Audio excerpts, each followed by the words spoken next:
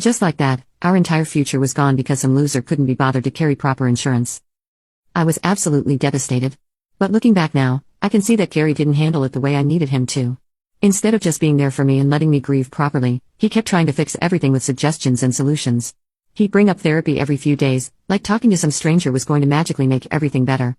What I needed was for him to understand that you don't just get over losing a child with a few counseling sessions and positive thinking.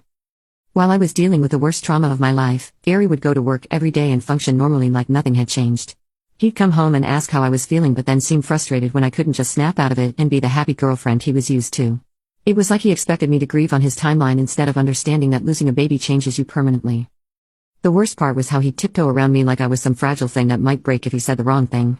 When I'd get upset about something like him leaving dishes in the sink when I was barely functional enough to feed myself, he'd just quietly clean up instead of understanding that I needed him to anticipate my needs without me having to ask for every little thing. I started to resent how easily he could compartmentalize everything. He'd suggest date nights or little weekend trips like material things could fix what we'd lost. When I tried to explain that I couldn't just pretend everything was normal, he'd get this wounded expression like I was being unreasonable for still being affected by our tragedy.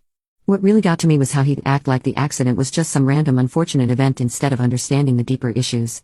When I bring up how it happened while I was driving his older car, he'd get defensive and start talking about insurance coverage, completely missing the point.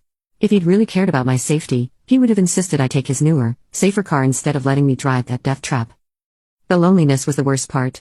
Here I was, grieving the loss of our child, and I felt like I was doing it completely alone, even though he was right there every day. He tried to comfort me, but it felt hollow because he clearly didn't understand the depth of what I was going through. Sometimes I'd catch him looking at me with this expression like he was tired of dealing